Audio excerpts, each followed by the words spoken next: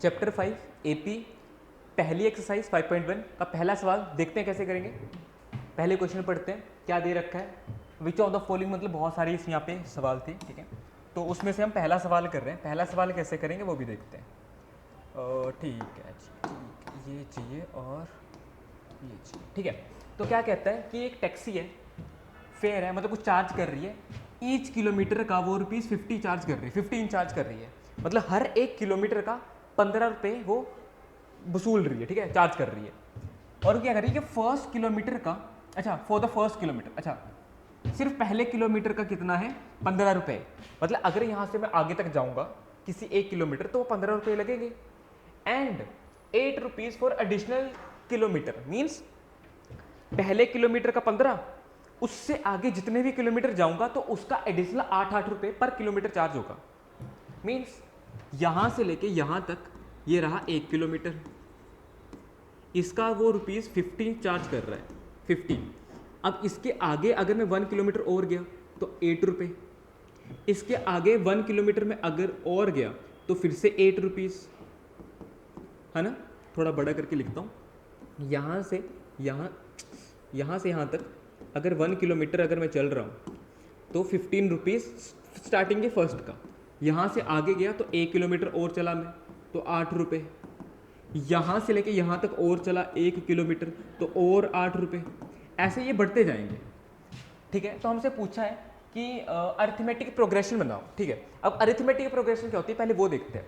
जब भी हम अरिथमेटिक प्रोग्रेशन का शॉर्ट फॉर्म एपी अगर हम बनाएं तो उस एपी को बनाने के लिए हमें सबसे पहले 2 चीज़ों की ज़रूरत होती है। अगर वो 2 चीज़ें हमारे पास हैं तो हम पूरी एपी जनरेट कर सकते हैं। 2 चीज़ें क्या है, पहली चीज़ है फर्स्ट टर्म जिसे हम यहाँ पे डिनोट करेंगे ए से, और दूसरी चीज़ है कॉमन डिफरेंस। कॉमन डिफरेंस मतलब उन दोनों टर्म्स का बीच का जो भी गैप होगा उसे हम डिनोट करेंगे डी से। पहली चीज़ होगी फर्स्ट टर्म और दूसरी चीज़ होगी कॉमन डिफरेंस, ठीक है। अगर ये दोनों चीजें हमारे हाथ में है तो हम किसी भी एपी को जनरेट कर सकते हैं, क्लियर है। अब फर्स्ट टर्म का मतलब है फर्स्ट किलोमीटर। इस केस में इसका क्या मतलब है, पहली टर्म हमारे पास आ गई 15, कॉमन डिफरेंस मतलब इससे अगली वाली टर्म।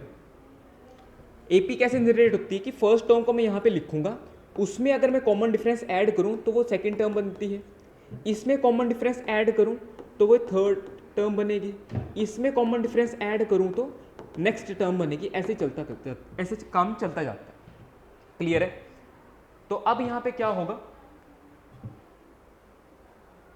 ध्यान रखना।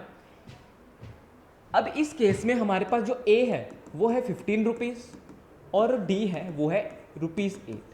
एडिशनल को ही हम कॉमन डिफरेंस बोलेंगे यहाँ पे। इसका क्या मतलब है कि पहली टर्म 15 होगी, अगर हमने इससे अगली वाली टर्म निकालनी तो 8 ऐड करना पड़ेगा, तो 8 5 कितना होता है 23। इसमें अगर मैं 8 ऐड करूंगा, 8 9 10 11 31, इसमें 8 ऐड करूंगा तो 39। ऐसे ही हमारे पास जो सीक्वेंस है चलती रहेगी, मतलब पहले किलोमीटर कितना, पहले 2 का इतना, पहले 3 किलोमीटर का इतना, पहले 4 किलोमीटर का इतना, ऐसे काउंट होगा, ठीक है। जैसे पहले किलोमीटर का इतना, पहले 2 का 8 9 10 23, पहले 3 किलोमीटर का 31, पहले 4 किलोमीटर का इतना। तो हमारे पास फाइनल जो टर्म बन के आ रही है, फाइनल जो सीक्वेंस बन के आ रही है, सॉरी एपी जो बन के आ रही है, सीरीज जो बन के आ रही है वो कैसी है, 15 23 31 और 3900। तो ये हमारी रिक्वायर्ड एपी आ जाएगी, रिक्वायर्ड एपी आ जाएगी। ऐसे हमने सारे क्वेश्चन करने, ठीक है। ये तो था फिलहाल।